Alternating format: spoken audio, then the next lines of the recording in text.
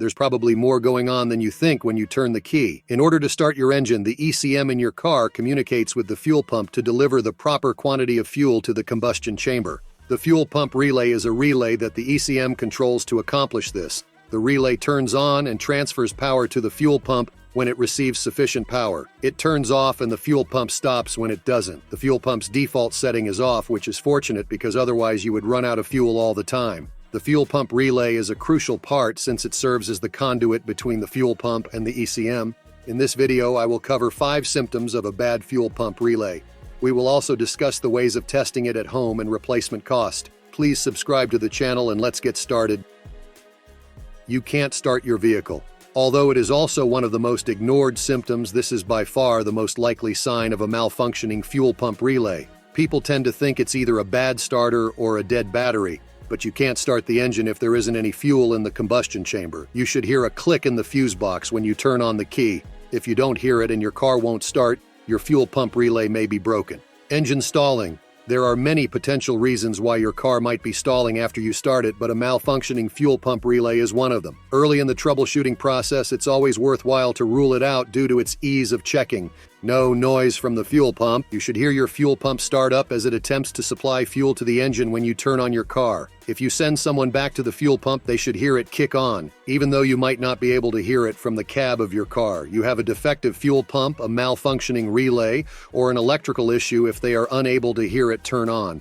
You're hoping for the fuel pump relay because it's the cheapest and easiest to fix. Rough acceleration. If the fuel pump relay in your car is malfunctioning, you may begin to experience problems with acceleration when it doesn't turn on and off as it should. Engine stalls can soon result from this rough acceleration, and eventually you may not be able to start your car at all. It's crucial to remember that the fuel pump relay may not always malfunction gradually. You might be able to start your car one day and then be unable to the next. Check engine light.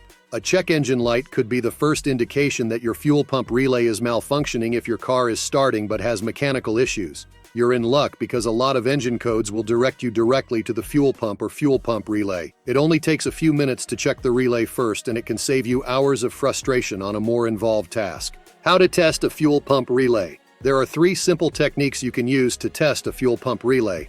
Although the first 2 approaches aren't 100% reliable, they are much simpler to use and will work 99% of the time. Method 1. Swap the relays. Probably the simplest method for checking the fuel pump relay is this one. There are multiple relays in the fuse box when you remove the cover. Despite having distinct purposes, they are all identical. This implies that you can check any individual relay by simply switching it out for another relay. If the issue disappears, the relay is the root of the issue. The drawback of this approach is that nothing will change if you have 2 malfunctioning relays, so you'll be stuck trying to figure it out for a while. Therefore, it's best to make sure you're replacing the relay with a brand new one. Method 2. Check resistance levels, and the only completely reliable method of checking a relay is to use a multimeter. Relays overcome resistance. It clicks the relay over after they have enough power to overcome the resistance. Although the precise number of ohms your relay needs can vary, it should be between 50 and 120. If you have too few ohms, your relay will always be on, and if you have too many, it won't open at all. The coil is damaged and needs to be replaced if the relay shows an open or out limit reading.